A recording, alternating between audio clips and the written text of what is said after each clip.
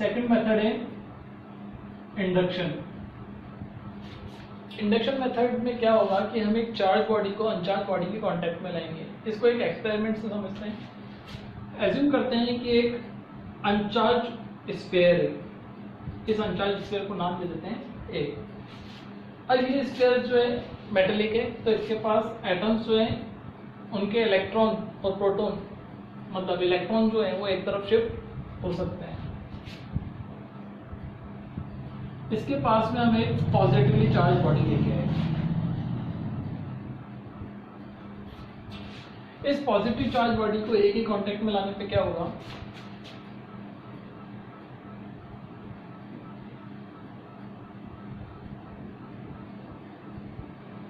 ये positive charge इसके negative charge को अपनी तरफ अट्रैक्ट करेगा, तो नेगेटिव चार्ज एक तरफ सेपरेट हो जाएगा। जितना नेगेटिव चार्ज यहाँ पे सेपरेट होगा उतना ही पॉजिटिव चार्ज इधर सेपरेट हो जाएगा। अब हम इस बॉडी को चार्ज करना चाहते हैं नेगेटिव चार्ज। नेगेटिव चार्ज करने के लिए हमको क्या करना पड़ेगा, इसमें नेगेटिव चार्ज तो यही रहने देना पड़ेगा, पॉजिटिव चार्ज को इस बॉडी से हटाना पड़ेगा।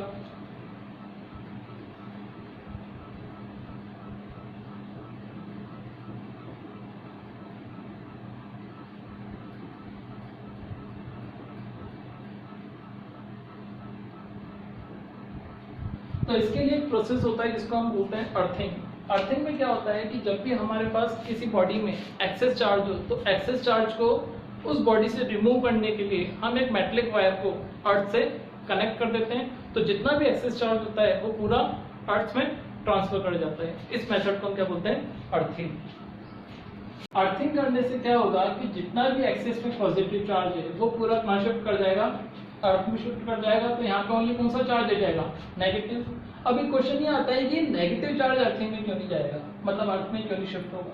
वो इसलिए शिफ्ट नहीं होगा क्योंकि इस नेगेटिव चार्ज को अट्रैक्शन मिला हुआ, मतलब एक फोर्स मिला हुआ है। किसके कारण मिला हुआ है, इस पॉजिटिव ग्लास रॉड के कारण। ये ग्लास रॉड इस नेगेटिव चार्ज को इधर मूव नहीं करने दे रही है।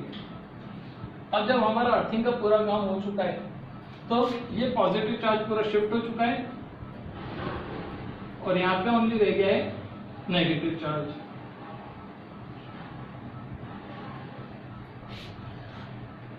अब इस बॉडी में ओनली कौन सा चार्ज एक्सेस में आ गया है, नेगेटिव चार्ज एक्सेस में आ गया है। तो अब इस ग्लास रॉड को अगर हम हटा देंगे तो ये नेगेटिव चार्ज पूरी बॉडी में यूनिफॉर्मली स्प्रेड हो जाएगा। किस टाइप से, ऐसे। इस टाइप से एक बॉडी नेगेटिवली चार्ज होगी। यहाँ पे हमने अनचार्ज बॉडी को नेगेटिव चार्ज कैसे किया, पॉजिटिव चार्ज रॉड को लाके। अगर इस बॉडी को पॉजिटिव चार्ज करना होता तो हम यहाँ पे कौन सी रॉड लेके आते हैं, इवोनाइट की रॉड। इसका एक एक्सपेरिमेंट और है कि दो अनचार्ज स्फीयर्स, एक स्फीयर ए है और दूसरा स्फीयर बी है, दोनों को हम इंडक्शन मेथड से चार्ज करना चाहते हैं। तो देखते हैं किस टाइप से होगा।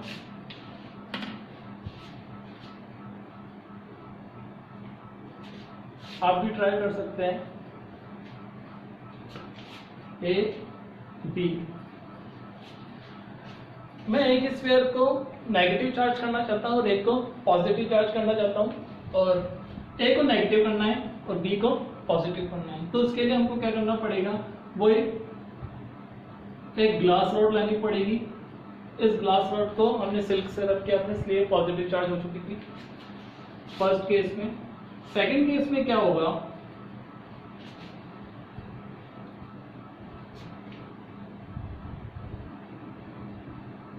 ये पॉजिटिव चार्ज इसके नेगेटिव को अपनी तरफ अट्रैक्ट करेंगे और पॉजिटिव को रिपेल करेंगे।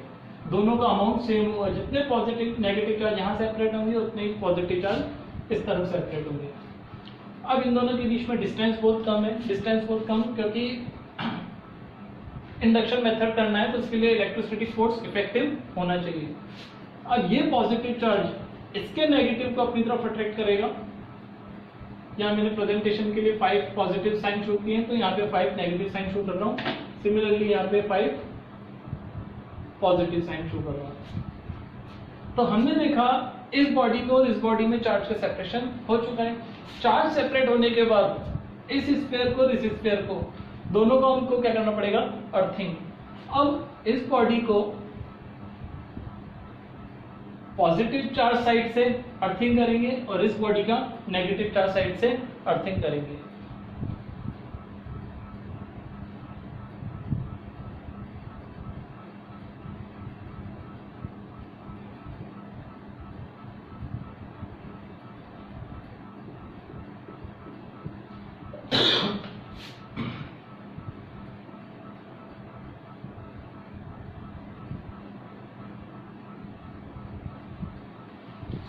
अर्थिंग करने में यहाँ से एक वायर ली, उसको अर्थ से कनेक्ट कर दिया, यहाँ से भी एक वायर ली, उसको भी अर्थ से कनेक्ट कर दिया। तो जितना भी एक्सेस पे पॉजिटिव चार्ज है वो पूरा कहाँ चल जाएगा, अर्थ में।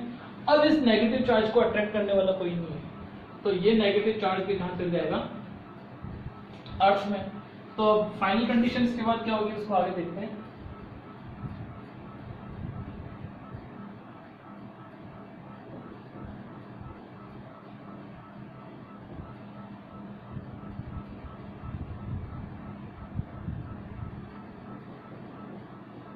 ग्लास रॉड अभी भी यहीं पे ही है। अब इस ग्लास रॉड को अगर हटाएंगे तो नेगेटिव चार्ज यूनिफॉर्मली पूरी बॉडी में स्प्रेड हो जाएगा और पॉजिटिवली चार्ज भी पूरी बॉडी में यूनिफॉर्मली स्प्रेड हो जाएगा, लाइक अ कोरोना।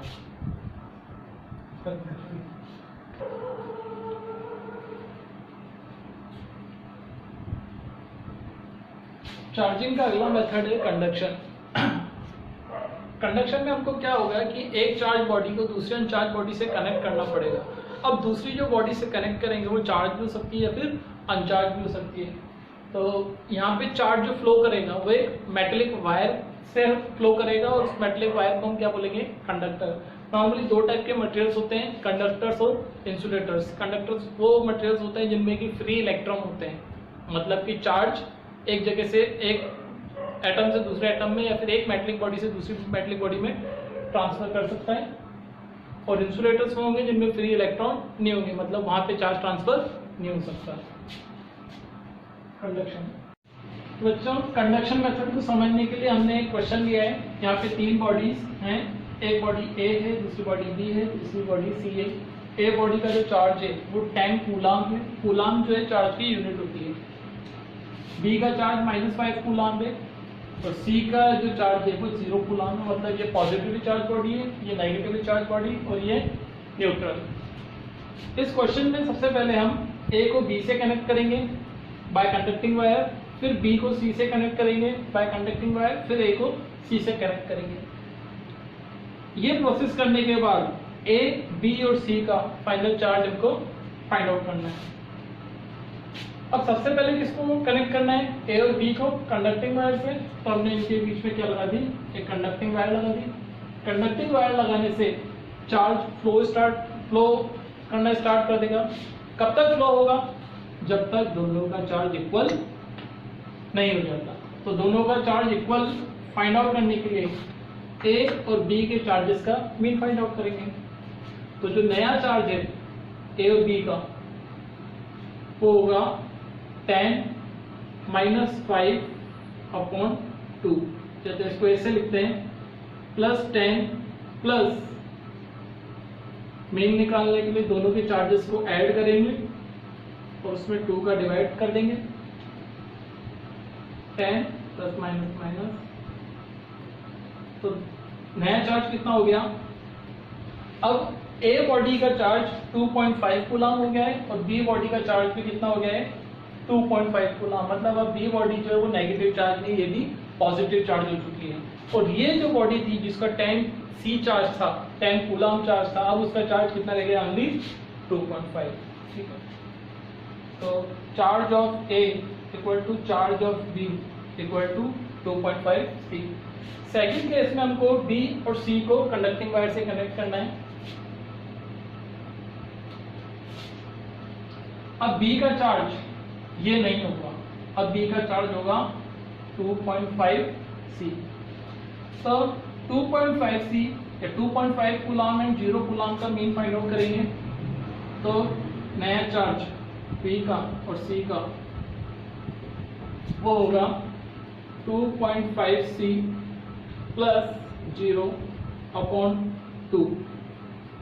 तो न्यू चार्ज जो है वो हो जाएगा 2.5/1.25 कूलम। तो ये बी और सी का न्यू चार्ज हो गया। अब बी का चार्ज 2.5 सी भी नहीं होगा, अब उसका फाइनल चार्ज कितना हो गया 1.25 सी, और सी का चार्ज कितना हो गया है, तो ये न्यूट्रल से पॉजिटिव चार्ज हो गई है, ये नेगेटिव से पहले पॉजिटिव चार्ज हुई थी, अब पॉजिटिव चार्ज से इसका और चार्ज कम हो गया है। थर्ड केस में ए और सी को कनेक्ट करना है। ए का चार्ज कितना रह गया था, ए का चार्ज रह गया था 2.5 सी। तो ए और सी को जब कनेक्ट करेंगे तो चार्ज फ्लो होगा, इधर 2.5 सी है, इधर 1.25 है, तो दोनों का मीन निकालेंगे।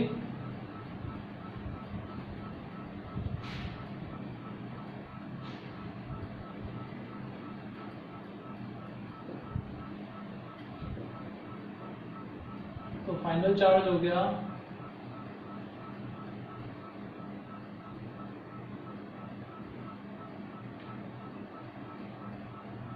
Charge of C equal to charge of A. तो ए बॉडी का चार्ज इतना हो गया, सी का चार्ज इतना हो गया, और बी का चार्ज ये हो गया। इस टाइप से एक बॉडी से दूसरी बॉडी में चार्ज ट्रांसफर हो गया। ये मेथड कौन सा मेथड होता है, कंडक्शन। हम फिर वापस चार्ज पे आते हैं। अभी तक हमने क्या देखा है, हमने देखा है कि चार्ज होता क्या है और किसी भी बॉडी को चार्ज करने के कितने मेथड होते हैं, उन मेथड्स के बारे में पढ़ा है। अब चार्ज की यूनिट की बात करें तो चार्ज की यूनिट होगी कूलम, जिसको रिप्रेजेंटेशन करेंगे अपन सी से। ये इसकी एसआई यूनिट होगी, इसकी सीजीएस यूनिट होगी ESU, जिसको हम बोलते हैं इलेक्ट्रोस्टेट्स यूनिट।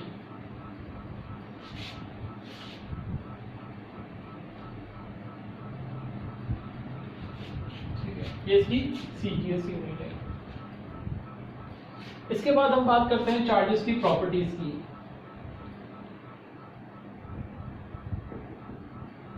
चार्जेस की 3 प्रॉपर्टीज होंगी। सबसे पहला होगा क्वांटाइजेशन ऑफ चार्ज। सेकंड होगा additivity of charge.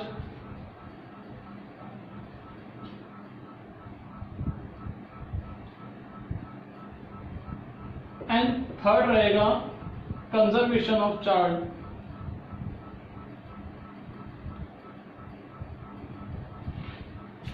Quantization of charge का मतलब क्या होगा कि कोई भी बॉडी को अगर चार्ज करेंगे तो उसका जो फाइनल चार्ज होगा वो E का मल्टीपल होगा। अब यहाँ पे E क्या है, E चार्ज है जिसकी वैल्यू होती है 1.6 इंटू 10⁻⁻90। E को हम ये भी बोल सकते हैं कि ये E की वैल्यू जो है ये प्रोटॉन का या फिर एक इलेक्ट्रॉन का चार्ज है। अगर प्रोटॉन के चार्ज की बात करें तो प्लस 1.6 इंटू 10⁻⁻19 होगा कूलम, और इलेक्ट्रॉन के चार्ज की बात करें तो -1.6 इंटू 10⁻⁻19 सी होगा। तो E आपको ओनली चार्ज की वैल्यू बताएगा, पॉजिटिव E प्रोटॉन की वैल्यू बताएगा, नेगेटिव E इलेक्ट्रॉन की वैल्यू बताएगा। तो क्वांटाइजेशन में क्या बोलते हैं कि बॉडी का फाइनल चार्ज जो है, कौन सी बॉडी का चार्ज जिसमें से इलेक्ट्रॉन ट्रांसफर हुआ है या जिसमें इलेक्ट्रॉन ट्रांसफर हुआ है, उसका जो चार्ज होगा वो Q होगा, और फाइनल चार्ज जो है वो E का मल्टीपल होगा। ठीक है, यहाँ पे N जो है वो 1 2 3 4 नेचुरल नंबर होंगे। 0 से क्यों नहीं स्टार्ट किया, क्योंकि किसी भी बॉडी में अगर चार्ज ट्रांसफर हुआ है तो वो या तो 1 इलेक्ट्रॉन ट्रांसफर होगा या 2 या 3 या 4, 0 इलेक्ट्रॉन ट्रांसफर होंगे, दैट मींस वो बॉडी चार्ज ही नहीं हुई है। तो एज्यूम करते हैं कि किसी बॉडी में 1 इलेक्ट्रॉन शिफ्ट हुआ है, 1 इलेक्ट्रॉन शिफ्ट हुआ है अगर, तो वो बॉडी जिसमें इलेक्ट्रॉन शिफ्ट हुआ है वो नेगेटिव चार्ज होगी, और उसका टोटल चार्ज कितना होगा Ne। N की वैल्यू होगी 1 और E की वैल्यू होगी 1.6 इंटू 10 की पावर माइनस 19। अब अगर दो इलेक्ट्रॉन ट्रांसफर हुए हो तो टोटल चार्ज जो होगा या फाइनल चार्ज जो होगा बॉडी का वो होगा Q equal to N E, N होगा 2 और ई होगा 1.6 इंटू 10 की पावर माइनस 19। तो हम यहाँ पे देखेंगे कि एक नंबर सब में कॉमन है 1.6 इंटू 10 की पावर माइनस 19। हमको क्या बताता है, किसी भी बॉडी का टोटल चार्ज बताता है और वो कैसे होता है, अब कैसे फाइंड आउट किया जाता है वो Q equal to N E. Q body का टोटल चार्ज होगा, एन नंबर ऑफ इलेक्ट्रॉन्स होंगे कितने ट्रांसफर हुए हैं, और ई चार्ज जिसकी वैल्यू 1.6 इंटू 10 की पावर माइनस 19 होगी। हम एज्यूम करते हैं कि कोई बॉडी जो है उसका चार्ज 1 कूलम है, प्लस 1 कूलम है। प्लस 1 कूलम मतलब कि यहाँ से इलेक्ट्रॉन दूसरी बॉडी में गए हैं, ठीक है। तो हम ये फाइंड आउट करना चाहते हैं कि 1 कूलम चार्ज में कितने इलेक्ट्रॉन शिफ्ट हुए हैं दूसरी बॉडी में। तो टोटल चार्ज आपको Q पता है 1 कूलम, Q का फॉर्मूला क्या होगा, Ne equal to 1। Number of electrons find out करने हैं, मतलब कि N की वैल्यू फाइंड आउट करनी है, और E की वैल्यू कितनी है 1.6 इंटू 10 की पावर माइनस 19 इक्वल टू 1।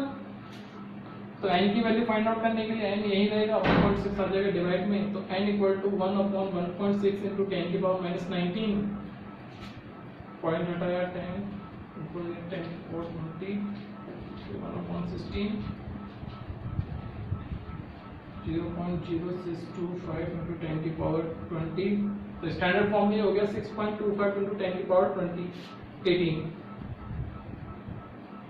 तो इतने इलेक्ट्रॉन दूसरी बॉडी में गए या फिर ट्रांसफर हुए हैं। तो बॉडी का total charge number of electrons कितने शिफ्ट हुए हैं। सेकेंड प्रॉपर्टी है additivity of charge. Additivity of charge हमको बॉडी के टोटल चार्ज के बारे में बताएगा। Add means summation. तो किसी भी बॉडी का अगर टोटल चार्ज फाइंड आउट करना हो तो इस बॉडी में डिफरेंट डिफरेंट प्लेसेस पे जो चार्ज होंगे उनको एडिशन करना है।